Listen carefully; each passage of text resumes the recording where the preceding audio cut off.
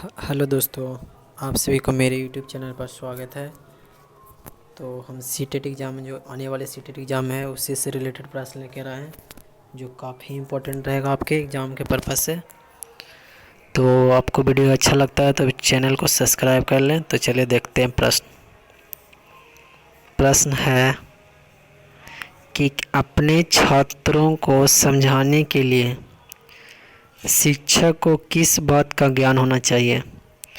तो यहाँ 4 ऑप्शन दिया हुआ है, आपको उस 4 ऑप्शन में से जो सही लगता है, जो आंसर सही लगता है तो आप उसको कमेंट बॉक्स में डाल सकते हैं।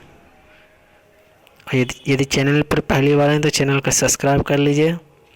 तो अपने छात्रों को समझाने के लिए शिक्षक को किस बात का ज्ञान होना चाहिए, तो क्या होना चाहिए, तो बाल मनोवैज्ञानिक का ज्ञान होना चाहिए। क्योंकि किस लिए होना चाहिए, ताकि वह बच्चों के मनोभावना को पढ़ सके। बालक कैसे सीखता है इसके बारे में ज्ञान होना चाहिए कि कोई भी बालक किस प्रकार किसी चीज़ को सीखता है। फिर उसकी रुचियों और प्रवृत्तियों के बारे में भी जानना ज़रूरी है कि बच्चा आखिर क्या चाहता है, उसका कहाँ रुचियाँ लगता है, क्या प्रवृत्तियाँ है।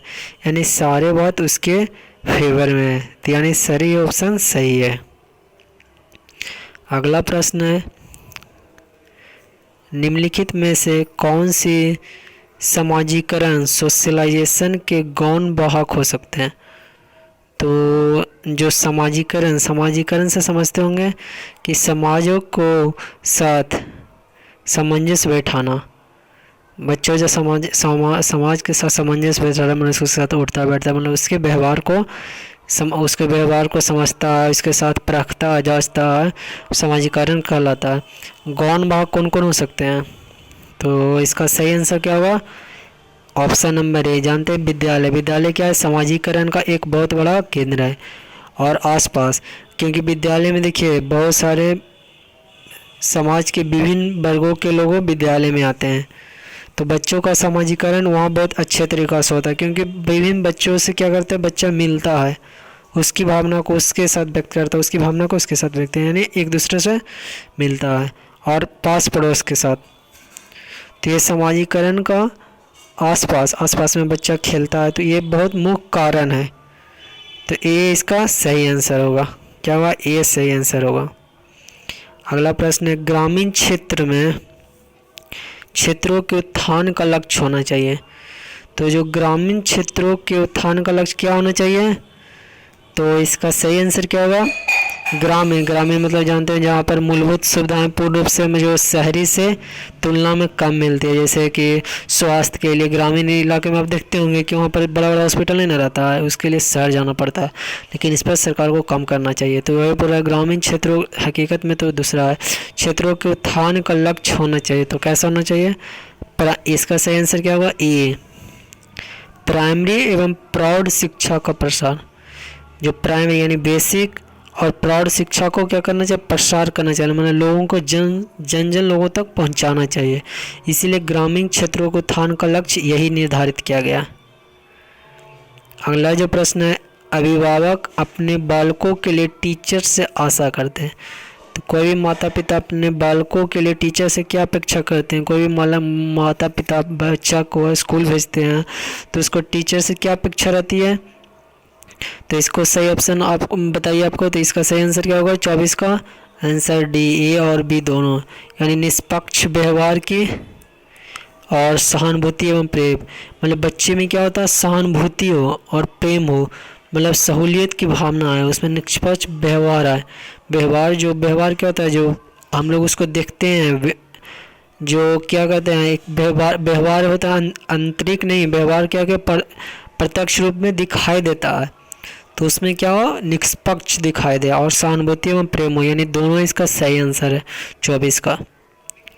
अगला प्रश्न है, शिक्षकों को राष्ट्रीय भावना विकास हेतु क्या कदम उठाना चाहिए। तो जो शिक्षक को राष्ट्रीय भावना विकास हेतु आपको इस 4 ऑप्शन में से सही ऑप्शन चुनना है। तो शिक्षा को राष्ट्रीय भावना विकास हेतु क्या उठाना चाहिए, और इसका सही आंसर होगा बी। विद्यालय में ऐसे कार्यक्रम का आयोजन करना चाहिए जिससे छात्रों को राष्ट्रीय भावना जागे, यानी छात्रों में राष्ट्रीय भावना को विकास करने के लिए शिक्षक को क्या करना चाहिए कि विद्यालय में ही ऐसा माहौल बनाया जाए जो राष्ट्र भावना, राष्ट्र के हित के लिए फायदेमंद है, यानी राष्ट्र के हित के लिए हो।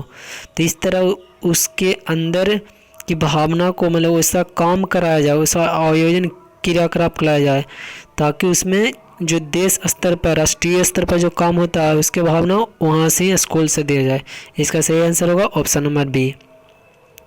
अगला जो प्रश्न है, बालक का व्यक्तित्व के सर्वांगीण विकास के लिए आवश्यक है कि उसके खालिस्तान की जानकारी शिक्षक को भी हो। यानी प्रश्न पूछ रहा है कि बालक के व्यक्ति के सर्वांगीण विकास के लिए आवश्यक है उसके किसकी जानकारी शिक्षकों की भी होनी चाहिए। तो इसका सही आंसर क्या होगा, व्यवहार, मतलब उसका व्यवहार कैसा है उसका जानकारी भी शिक्षक को होना चाहिए, तभी बालक के व्यक्तित्व के सर्वांगीण विकास मतलब यहाँ सभी पहलुओं को विकास के बारे में बताया गया, शारीरिक हो, मानसिक हो, संवेगात्मक हो, जितने भी विकास हो, इन सारे विकासों को के लिए व्यवहार की जानकारी भी शिक्षकों को होना अनिवार्य है। अगला प्रश्न है कि निम्न में से कौन सी शिक्षण विधि जिससे छात्र अधिक एक्टिव होते हैं। मतलब ये जो 4 विधि है इसमें से आपको वह विधि बताना है जिसमें क्या होता है छात्र बहुत अधिक क्रियाशील होते हैं। तो यह प्रश्नोत्तर कौन सा विधि होगा, प्रश्नोत्तर विधि है। प्रश्नोत्तर विधि में छात्र क्या होते हैं बहुत अधिक, क्योंकि आप प्रश्न पूछेंगे तो छात्र उधर से जवाब देगा कि अरे ऐसा होगा प्रश्न, जैसे काऊ के कितने पैर होते हैं, जैसे आप प्रश्न किए हैं तो बच्चा क्या करेगा उसका जवाब देना चाहेगा, मैंने अधिक क्रियाशील होते हैं। आप पूछेगा प्रश्न तो क्या करना, जवाब देना शुरू करता। तो अगला प्रश्न है 28 नंबर का। तो 28 नंबर देखिए क्या प्रश्न है कि बाल केंद्रित शिक्षा यानी चाइल्ड सेंटर्ड एजुकेशन के सार्थक के तौर पर आपके अनुसार निम्नलिखित में से किसका मत सर्वाधिक है। तो 4 ऑप्शन दिया है, 4 ऑप्शन में से ढूंढना है। तो बाल केंद्रित शिक्षा, क्योंकि आज का शिक्षा है वह किस पर आधारित है, तो बाल केंद्रित शिक्षा यानी बालकों को केंद्र में रखकर, जैसे सर्किल का सेंटर होता है यानी मुख्य केंद्र होता है उसी को वहाँ पर रखकर उसी के अनुसार नववृत्तम बनाते हैं, तो उसी का रखकर ही हम लोग शिक्षा देते हैं। यानी कहने का अर्थ है कि उसके रुचियों को जानते हुए, उसके इच्छा को जानते हुए शिक्षा दिया जाता है। तो उसी में से कौन सा इसका सही आंसर होगा, तो इसका सही आंसर होगा 28 का ए, यानी शिक्षक बालक के व्यक्तित्व पर्सनालिटी का कहाँ तक विकास कर पाता है, कहाँ तक शिक्षक के बालक के व्यक्तित्व यानी पर्सनालिटी का कहाँ तक विकास करते हैं, इसके लिए बहुत ज़रूरी है। अगला जो प्रश्न क्या, अगला जो हमारा प्रश्न है कि किसी भी विषय वस्तु कंटेंट को छात्रों को सरलता से सिखाने के लिए टीचर का सर्वप्रथम गुण क्या होना चाहिए। यानी कोई भी कंटेंट है उसको छात्रों को, विद्यार्थियों को अपने सरलता रूप में, मतलब कि सरलता रूप में मतलब कि आसानी तरीक़ा से जिसको सिखाया जाए उसका क्या साधन है, तो उसका क्या प्रभावी अभिव्यक्ति जो अभिव्यक्ति के अपने विचारों को प्रकट करने का जो तरीका हो क्या ना प्रभावी होना चाहिए, जिससे बच्चा क्या इंटरेस्ट होकर सीखे। ऐसा अट्रैक्टिव मतलब पढ़ाने का तरीका क्या ना अट्रैक्टिव होना चाहिए, प्रभावी होना चाहिए, तब बच्चा तुरंत सीखेगा, इच्छा होकर सीखेगा। अगला प्रश्न, एक छात्र की दृष्टि से विद्यालय में छात्र संगठन के बारे में आपकी धारणा क्या है। क्या पूछ रहा है कि यदि आप छात्र की दृष्टि से बताइए कि विद्यालय में छात्र संगठन के बारे में आपकी धारणा क्या है, तो इसका सही आंसर क्या होगा, आप 4 ऑप्शन में से बताना है। तो इसमें से क्या होगा सही आंसर, इसका सही आंसर होगा ये छात्रों में नेतृत्व की भावना बढ़ती है। जानते हो कि विद्यालय छात्र संगठन किस लिए बनाए, ताकि छात्रों में नेतृत्व करने की क्षमता, मतलब कि 5 लड़का ने उसमें से आप एक लीडर बन गए, तो उसको क्या 4 के लड़का को क्या कर रहा है आप उसको नेतृत्व करें, मतलब उसको उन लोग 4 को आप कंट्रोल कर रहे हैं, उसके आप मॉनिटर बन गए हैं। यानी छात्र संघ की भावना विकसित होने, छात्रों को इससे नेतृत्व की भावना विकसित होती है। अगला जो प्रश्न है 31 नंबर की पाठ्यक्रम निर्माण कैरिकुलम कंस्ट्रक्शन में किस बात को मुख्य रूप से ध्यान में रखना चाहिए। तो कैरिकुलम कंस्ट्रक्शन में मुख्य रूप से क्या बात ध्यान में रखना चाहिए, तो इसका सही आंसर क्या होगा,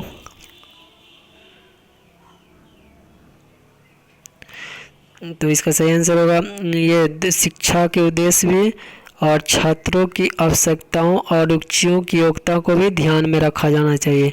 ये करिकुलम कंस्ट्रक्शन में इस दोनों बातों को बहुत ही ध्यान देना ज़रूरत है, यानी ए और बी करिकुलम के लिए। अगला जो प्रश्न है निःशुल्क और अनिवार्य शिक्षा, जिसको बोलते हैं राइट टू एजुकेशन 2009 प्राइमरी शिक्षा लागू होने का फलस्वरूप। तो क्या इस लागू होने का परिणाम क्या है? तो इस 4 ऑप्शन दिया है, इसको 4 ऑप्शन में से आपको बताना है। तो बालकों में साक्षरता बढ़ी है कि जब निःशुल्क और अनिवार्य शिक्षा यानी राइट टू एजुकेशन 2009 प्राइमरी शिक्षा लागू होने से बालकों में साक्षरता बढ़ी है, ये आपको देखना है। तो हाँ बढ़ी है, सही है बात है। ग्रामीण क्षेत्र में साक्षरता भी बढ़ी है। देश में जब ग्रामीण क्षेत्र में साक्षरता बढ़ेगा तो ये ऑटोमेटिक है कि जब छोटे स्तर पर बढ़ेगा तो बड़े स्तर पर भी बढ़ेगा, यानी ये सभी सही है। इसका सभी आंसर क्या है? सही है। अगला जो प्रश्न है 33 का कि शिशुओं के लिए शिशुशाला प्ले ग्रुप में आवश्यक है। तो क्या आवश्यक है? तो इसका सही आंसर है खेल के अवसर प्रदान करना, क्योंकि शिशु क्या करते हैं, छोटे बच्चों को तो पढ़ाया नहीं जा सकता, इसलिए उसको खेल का अवसर दिया जाए, इसलिए उसको खेल का अवसर प्रदान करा जाए, ऐसा प्लेग्राउंड ग्रुप में होना चाहिए, ये बहुत ही आवश्यक है। अगला प्रश्न है कि बाल केंद्रित शिक्षा जिसको बोलते हैं चाइल्ड सेंटर एजुकेशन द्वारा निम्नलिखित में से क्या संभव नहीं है। तो इस 4 ऑप्शन में से एक ऑप्शन चुनना है जो संभव नहीं है। तो जो चाइल्ड सेंटर एजुकेशन से जो सी नंबर से है वह संभव नहीं है। प्रत्येक बालों का पृथक रूप से ध्यान नहीं देना चाहिए, यही गलत है। बाकी आंसर क्या इसका सही है। बाल मनोविज्ञान चाइल्ड डेवलपमेंट की सहायता से बच्चों को पाठ्यक्रम में सुधार, ये सही है। प्रत्येक बालक पर शिक्षक द्वारा विशेष ध्यान देना चाहिए, यही चाइल्ड सेंटर का मुख्य उद्देश्य है कि प्रत्येक बालक पर शिक्षक द्वारा शिक्षक है जब प्रत्येक बालक को विशेष ध्यान देकर उसे सिखाने का कार्य करें। अगला प्रत्येक बालक की विशेष आवश्यकताओं को समझाना, ये भी सही है। जो सही नहीं है वह सी था। अगला प्रश्न है वर्तमान समय में प्राइमरी शिक्षा के दुर्दशा का मुख्य कारण क्या है। तो 35 का आपको आंसर बताना चारों में से। तो इसका सही आंसर है शिक्षक छात्र का विषम अनुपात, यही मुख्यतः कारण है प्राइमरी शिक्षा की दुर्दशा कि शिक्षक छात्र की संख्या अधिक हो गई है लेकिन वहाँ पर शिक्षक क्या हुए, कम हो गए। यही मुख्यतः पहले क्या होगा 30 छात्र पर एक शिक्षक थे। तो यही सब मुख्य कारण है जिसके कारण वह प्राइमरी स्कूलों में शिक्षा की दुर्दशा बेहद खराब होते का मुख्य कारण बताया गया। अगला है कि विद्यालय के सभी कार्यक्रमों में भाग लेना चाहिए, क्योंकि बताया गया कि विद्यालय के सभी कार्यक्रमों में भाग लेना चाहिए, ऐसा क्यों। तो 4 ऑप्शन दिया है, आपको चुनना है। तो देखिए सीखने का अवसर मिलता है, सही बात है कि जब विद्यालय के कार्यक्रम में भाग लेने तो हम कुछ से मान लिया हम ठीक नहीं किए, लेकिन क्या होता है एक दूसरे को देखकर सीख सकता है, ज़रूर सीख सकता है, सीखने का अवसर मिलता है। व्यक्तित्व का विकास होता है, आत्मविश्वास के विकास में सहायता मिलती है, आत्मविश्वास बढ़ता है। जैसे मंच पर गया व्यक्ति और तो उससे क्या होता है उसके अंदर की हिचकिचाहट भावना विकास होता है आत्मविश्वास का, यानी सभी सही ऑप्शन है। अगला प्रश्न है जो आपकी सही आलोचना क्रिटिज्म करता है तो उसके साथ आपका व्यवहार उपेक्षित होगा। तो किस तरह का व्यवहार होगा बताइए। तो इसका सही आंसर होगा क्या, जो क्रिटिज्म करेगा उसको मित्र के रूप में व्यवहार करना चाहिए, यही इसका सही आंसर है, ताकि उसके अंदर अच्छी भावना का विकास हो, नैतिक गुण का विकास दिख। अगला 38 नंबर है कि छात्रों में अनुशासन बनाए रखने के लिए एक शिक्षक की कौन सी भूमिका सराहनीय है।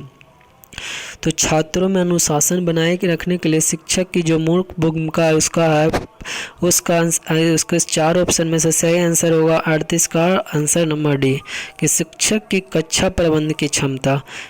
कैसा होना चाहिए कि शिक्षक की कक्षा प्रबंधन की क्षमता बेहद अच्छी होनी चाहिए, तभी छात्रों में अनुशासन रखने के लिए शिक्षक को बहुत अहम भूमिका में ये माना जाता है कि उसका जो कक्षा में गए हैं तो उसका प्रबंधन किस तरह मैनेजमेंट बच्चों को करें, किस तरह सिखाएं ताकि बच्चे अनुशासन में रहें। अगला प्रश्न है किस छात्र को आप श्रेष्ठ मानते हैं। तो आप कौन सा छात्र को श्रेष्ठ मानते हैं। तो इसका सही आंसर होगा सी नंबर, जो शिक्षा ग्रहण करने में और अध्ययन में रुचि रखता।